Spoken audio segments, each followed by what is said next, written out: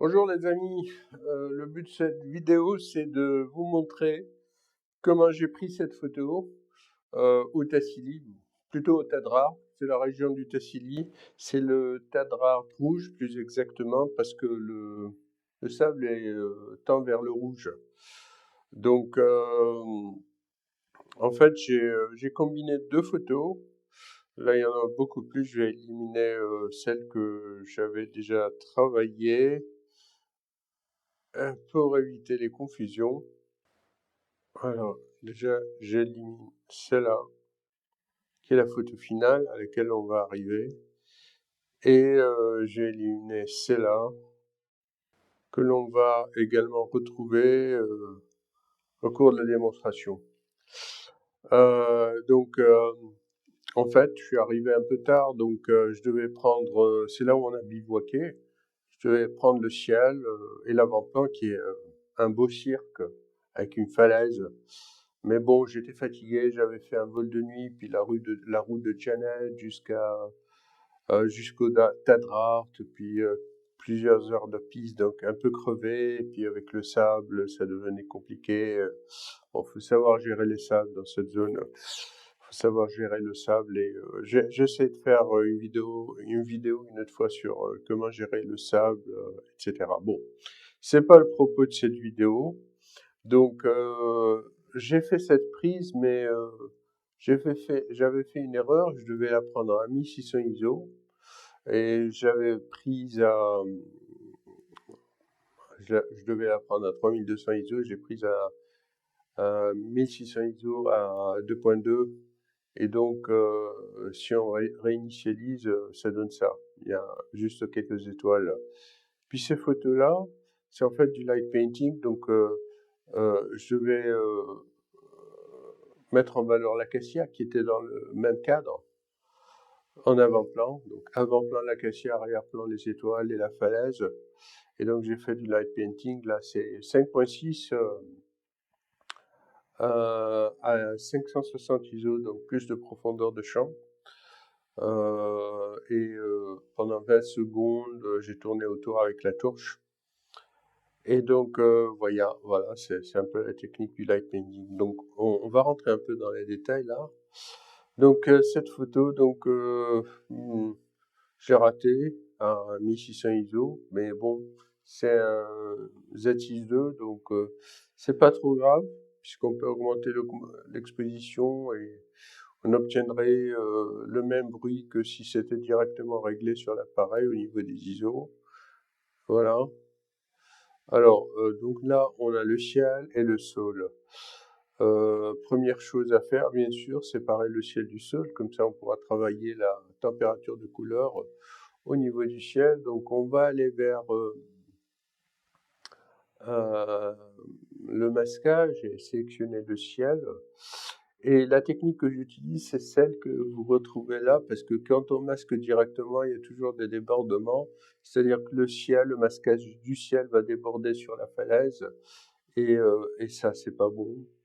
Donc la technique consiste, une fois qu'on a le masque 1 qui est le ciel, à soustraire le ciel, donc et puis ce ciel 2, vous voyez que le masque est complètement noir là, on va aller vers ce ciel 2 et l'inverser. Et voici notre ciel. Donc normalement cette sélection devrait être assez précise. Donc on va renommer ça ciel. On va essayer de voir la précision. Donc l'incrustation est activée. Alors, est-ce que l'opacité, je vais la mettre à 100%. Voilà. Alors, on va voir un peu qu'est-ce qui se passe au niveau des limites. Et voilà, la falaise est vachement bien sélectionnée, sélection super précise. Bon, c'est un peu plus compliqué pour ces branchages qui dépassent de dire est-ce qu'ils sont sélectionnés ou pas. Je vais enlever l'incrustation, on va voir si la couleur change. Bon, on dirait que l'incrustation n'affecte que le ciel, donc on dirait que c'est très bien sélectionné, mais de plus, comme je vais superposer la photo de l'arbre éclairé en light painting au-dessus, c'est pas vraiment un problème. Donc, je continue avec l'incrustation. J'allais voir le reste du bord de la falaise. Super bien sélectionné, voilà. La méthode, je l'affiche là, donc vous pouvez cliquer sur le lien là, vous trouverez la méthode hein, pour sélectionner le ciel avec précision surtout. Et en fait, Lightroom, ça dépend, des fois ça sélectionne très bien le ciel.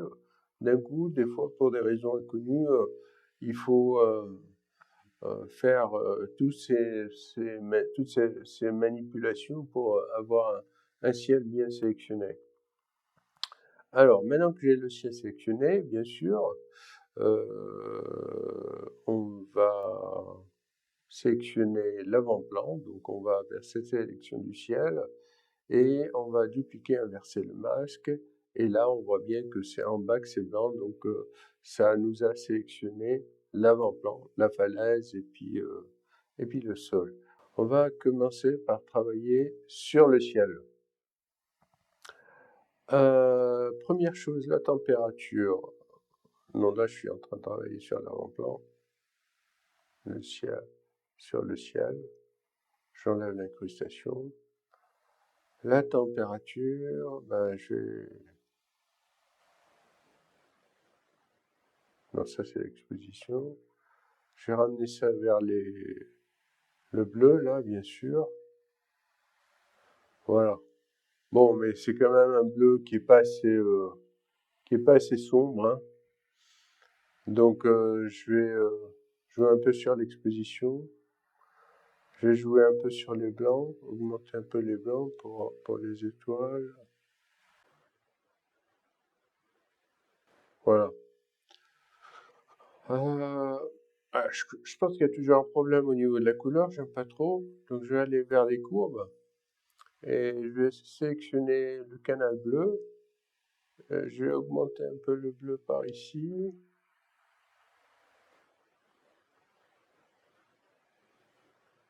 Ouais, là ça me plaît mieux comme bleu du ciel au milieu de la nuit. Je vais voir si je peux assombrir un peu.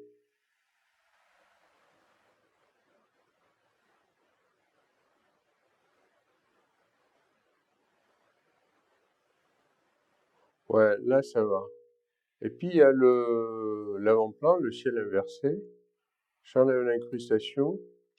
Alors le problème du ciel inversé, c'est que ce sable rouge, bah, j'y peux rien, le sable il est rouge, mais sauf que je le trouve trop rouge dans la photo. Donc je vais uniquement réduire un peu la saturation. Je m'assure également que la falaise ne soit pas trop sombre, parce qu'il n'y a pas plus moche qu'un ciel contre avec comme avant-plan un truc complètement noir. Bon, il y a des détails dans la falaise. Je vais voir si on peut augmenter un peu l'exposition, peut-être, mais pas trop, parce que on est en pleine nuit, donc il faut que ça fasse nuit. Alors voilà, il y a des détails. On voit des détails, c'est ce qui importe, et c'est la nuit, donc c'est évident que c'est la nuit, donc voilà.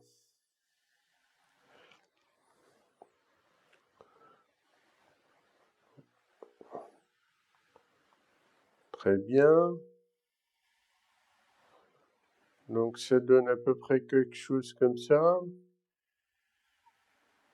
Ça me convient. Prochaine étape, ben, la réduction du bruit par l'IA de Lightroom. Donc je vais cliquer sur, pour cette photo, hein, pour cette partie, je vais cliquer sur le curseur, toute la photo, tout l'arrière-plan, je vais réduire le bruit. Réduire le bruit.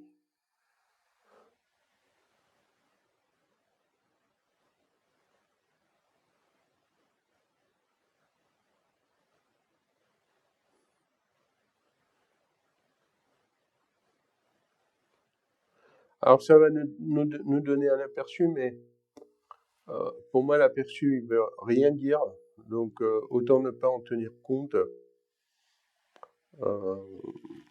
Correspond pas du tout à l'image finale, donc et là, je suis à 25 en quantité de réduction du bruit, donc je vais descendre un peu, je vais descendre à 20.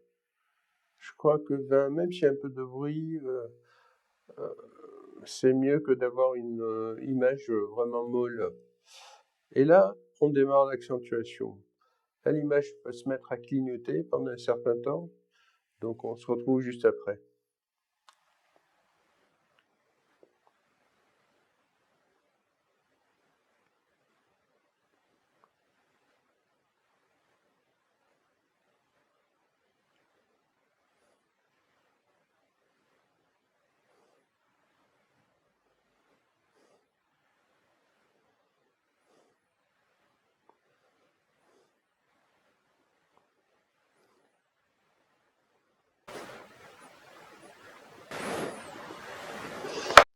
Et voilà, la réduction du bruit est complète maintenant.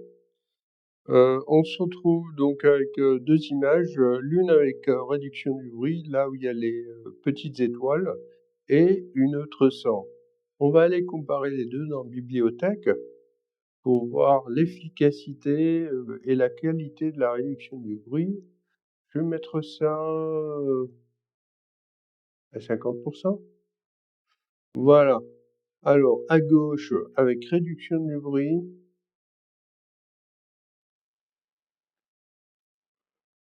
à droite, sans réduction du bruit. Voyons voir le ciel. C'est nettement mieux à gauche, avec réduction du bruit. On va aller voir le sol.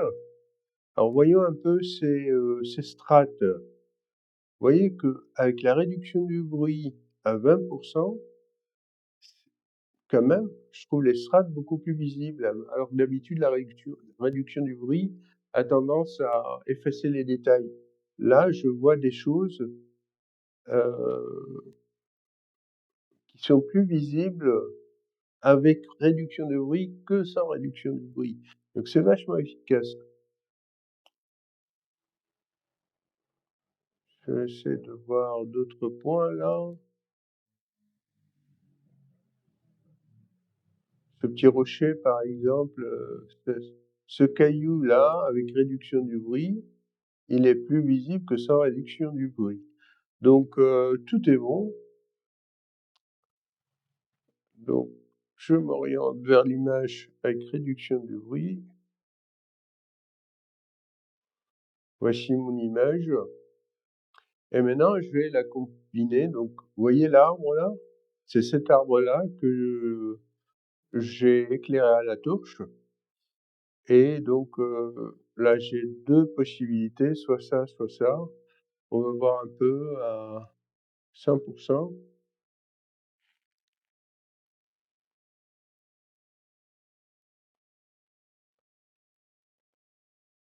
Là, la partie droite de l'arbre, elle est floue. Et par contre, la partie gauche, elle est plus nette. Moi, je dirais elle est floue probablement à cause du vent. Peut-être qu'il y a eu un peu de vent pendant les 20 secondes de prise de vue. Dans cette photo-là, la partie droite est plus nette. Donc voici mon choix, c'est cette photo-là. Donc on va combiner cette photo-là, la 1, avec la 4. Mais avant de combiner, on va travailler sur la photo avec Lightroom. Alors, ce qui est important pour moi, c'est une certaine uniformité de l'éclairage. Alors, cette partie au-dessus qui est verte, et c'est joli, parce qu'il y a eu de la pluie apparemment avant que je ne sois là-bas, et donc ça fait verdir le dessus de l'acacia. Et en plus, il n'est pas trop bien éclairé. Donc, on va aller vers les masques de nouveau.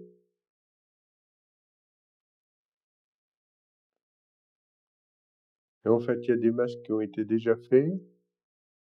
On va carrément les refaire pour la démo. Supprimer.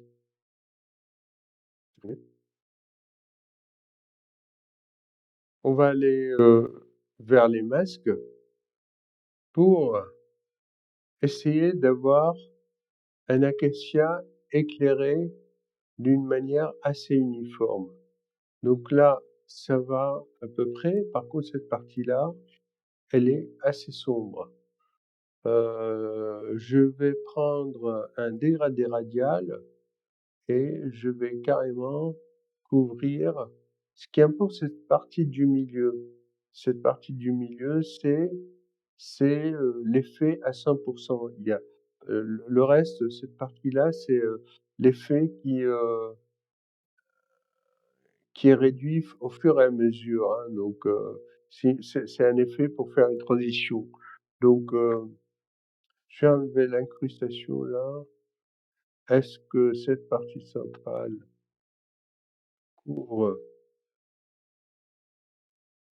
toute la partie en vert? Je vais pas hésiter à étendre mon masque. Je vais même réduire à 33%. Voilà. C'est juste pour s'assurer que toute cette partie en vert, elle est bien couverte par le masque.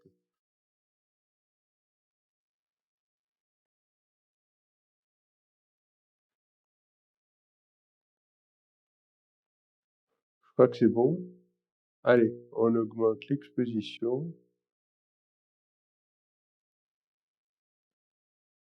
J'ai déplacé le masque vers le haut parce que je veux pas que le centre soit trop éclairé. Est-ce que j'ai un éclairage uniforme de l'arbre? Je pense que oui. Alors, avant de passer vers Photoshop, également, ce sol-là qui est éclairé de cette manière ne va pas faire joli par rapport à ce sol-là. Ça va vachement contraster. On a cette couleur et on a cette couleur du sol. Donc là, c'est pas bon. On va créer un nouveau masque.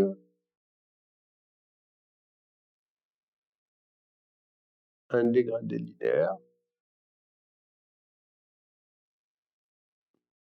Et on va l'appliquer à cette partie de l'image. On va réduire la transition, pas à fond, mais de beaucoup. Et là, voilà ce que j'obtiens. De même ici, j'aimerais bien avoir une transition, donc nouveau masque, dégradé linéaire, et pareil, je vais diminuer la transition, peut-être comme ça.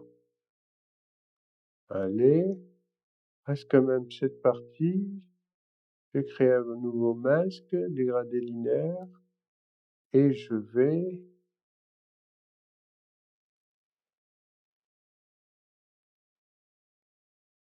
appliquer le masque sur la partie gauche, coin gauche du bas de l'image. Voilà. Alors là, on aurait dit un arbre dans un cercle de lumière. Ouais, ça me convient. Allez, on sort des masques. On va cliquer ces deux photos, celle avec la réduction du bruit et celle de l'arbre, et clic droit de la souris, modifier dans Photoshop, mais on va tout à fait en bas. On va demander à Photoshop d'ouvrir ça en temps, les deux images en tant que calque dans Photoshop. Faut attendre de 30 secondes à 1 minute en fonction de la puissance de l'ordinateur, donc on passe directement au résultat.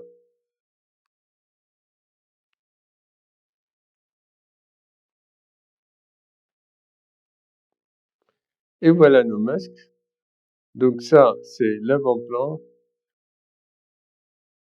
Et en dessous, en fait, ça, c'est l'avant-plan. Et ça, c'est l'arrière-plan. Moi, j'aime bien avoir l'avant-plan en haut et l'arrière-plan en bas. Voilà. Bon, je clique sur les deux yeux, donc les deux sont visibles, mais en mode normal. Pour avoir les deux photos combinées, il faut utiliser le mode éclaircir qui va ne faire apparaître que les pixels les plus éclairés.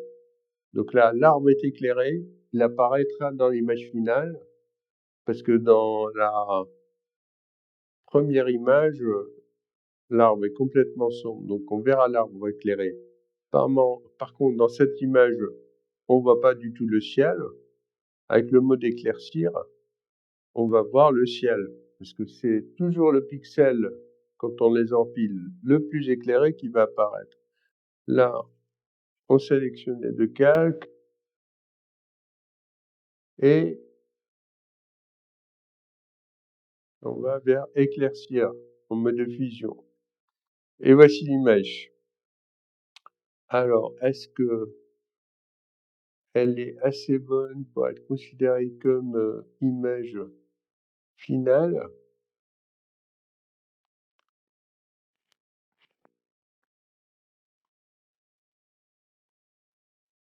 Je crois que c'est bon. Pour moi, c'est bon. Vous voyez, il y a quand même des pixels chauds. Je ferai une vidéo là-dessus. Les pixels chauds, c'est une autre affaire. Il faudra une vidéo dédiée à cela. Donc là, une fois qu'on est satisfait de l'image, il va falloir aller vers calque et aplatir l'image. Là, on a un seul calque qui représente la même image. Et là, on ira vers Fichier, Enregistrer. Et on devrait trouver l'image, la retrouver dans Lightroom.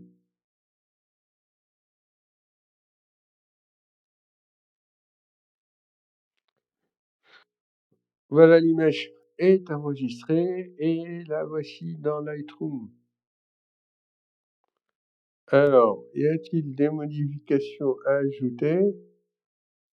Qu'est-ce qu'on peut faire?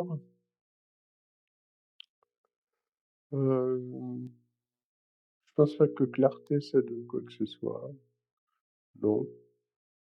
Interaction, correction du voile. Pareil.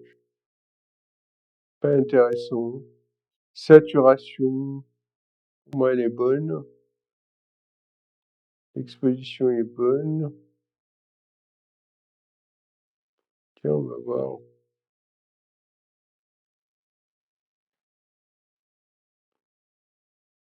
Supprimer l'aberration chromatique.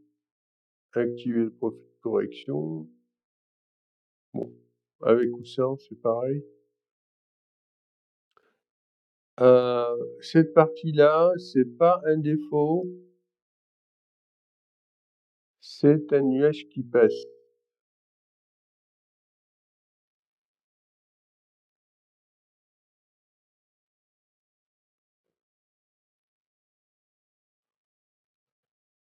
On va agir sur ce pixel chaud qui est énorme. Enfin, si c'est un pixel ou plusieurs pixels qui se sont mis d'accord pour bousiller l'image, je sais pas trop ce que c'est, hein. On va utiliser cet outil, corriger, voilà, ça devrait aller, voilà. Et voici notre image finale. J'espère que la procédure était assez simple. Commentez s'il vous plaît, ça me fera plaisir d'avoir des commentaires et n'hésitez pas à vous abonner, ça serait super. Au revoir.